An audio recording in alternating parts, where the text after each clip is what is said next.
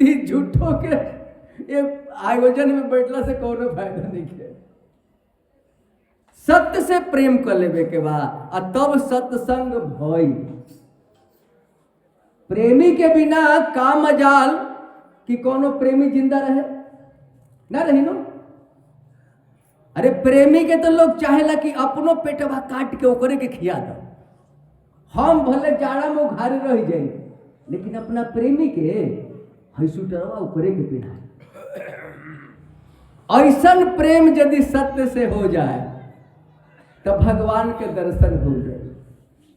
एकरे नाम हो सत्संग। तब हमनी के अपने में विचार कर ली जा कि का हमनी के खाली सत्संग में जा तनी जा आ खाली आंख बंद कर तनी जा कि का कर तनी जा। अब अपने में विचार करे के बाद साँचों के सत्संग हो जाए तो जीवने बदल जाए, जीवन बदल जाए। अब मुक्ति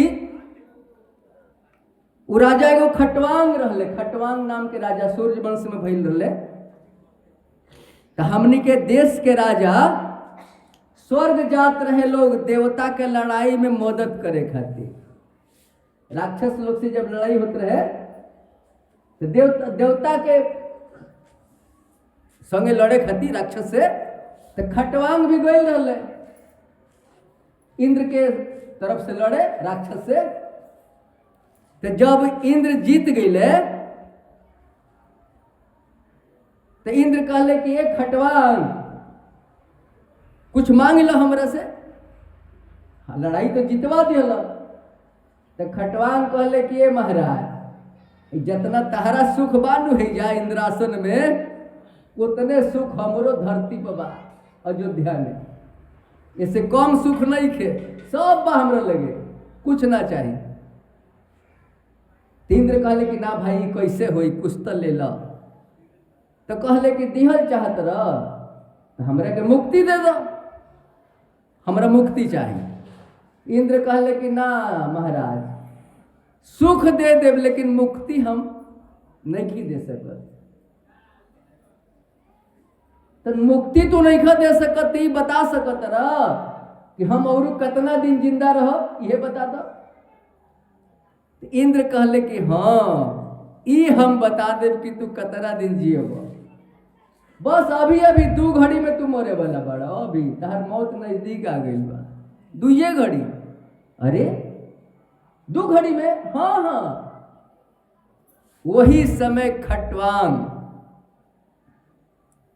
आसन पर बैठले और संसार के मरले झटका के बेटा के पत्नी, एकदम झटका मरले कि ना ये दुनिया में कोई हमार नहीं है।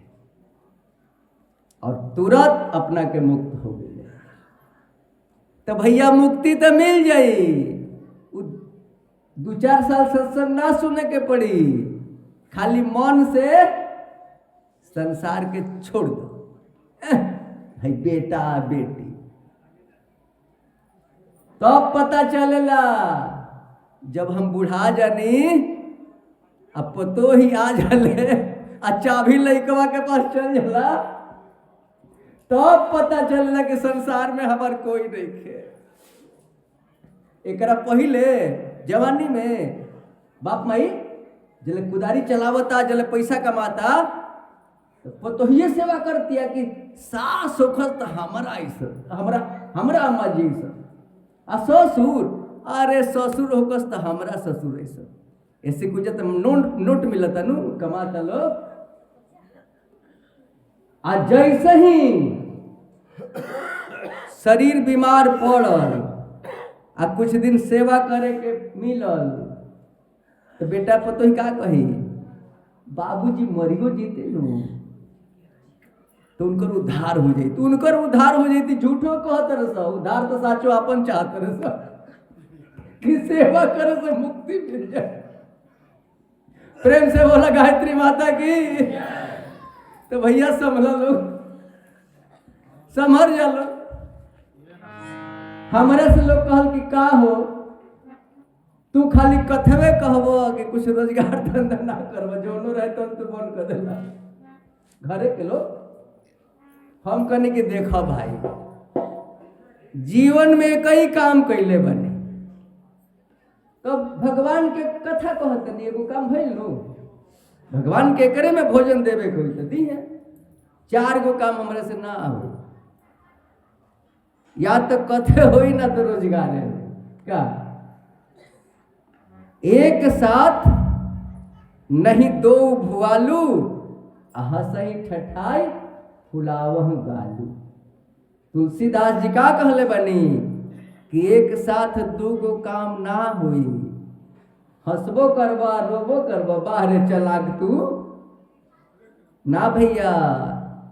भगवान के एगो नाम पकड़ ल और एगो काम 2 गो रोटी खाती पकड़ ल। हमनी के रथ के संगे घूमत नहीं जा, कितना लोग का कहता मोरे के फुर्सत नहीं के तो हम दर्शन करे जाई, रथ वही से हमार काम चली का लो, हमनी के दिन रात करे बनी जा। भगवान खातिर तू बार बार कहता रह कि हमरा फुर्सत नहीं थे, आ यदि एक दिन भगवान कह देस कि ए बुआ तोरा खातिर हमरो फुर्सत नहीं थे, तब का हुई, वही दिन घंटी बाज जाई, अरे घर घंटे ले आ रे, कफन ले आ चढ़ावे के बाद, यानी राम नाम सत्य है। तो भैया धर्म खातिर समय निकाल लो।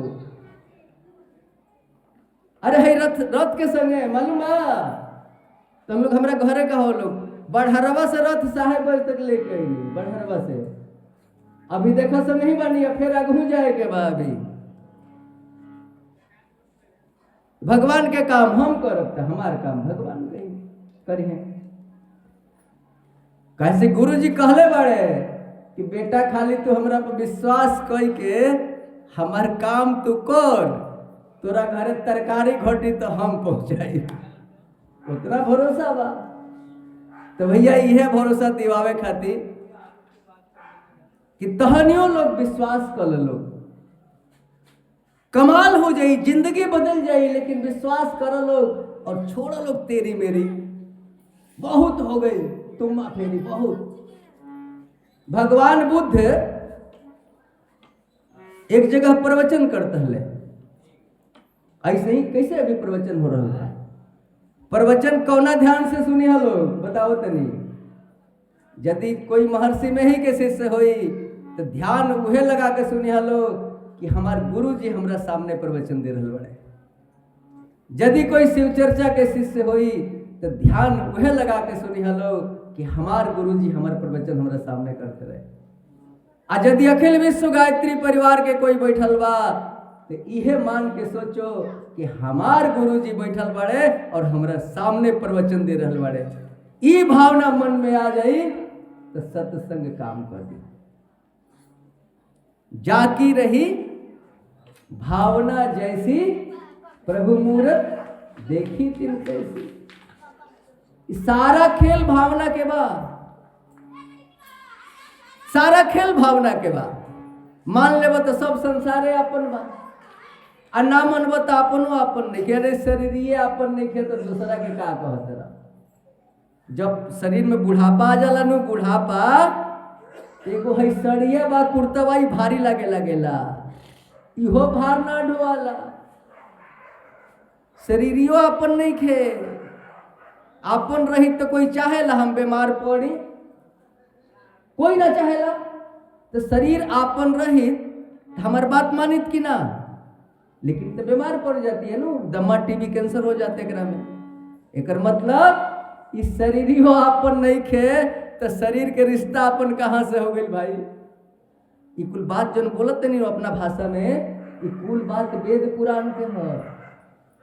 ये तो गुरु के कृपा बा की बोल चल के भाषा में हो रहा बा, सब बात वेद पुराण के। तो भगवान बुद्ध ऐसे ही प्रवचन देते रहे। उमें एगो धनियो आदमी आके बैठत रहे कथा सुने खातिर, धनी व्यक्ति। तो भगवान बुद्ध के सब लोग गोड़ लागे तो सबके आशीर्वाद दे। लेकिन जब धनी व्यक्ति गोड़ लागे तो ओकरा और बुद्ध देखतो ना रहले। 2-4 दिन तक कथवा में आइल, बाद में आइल छोड़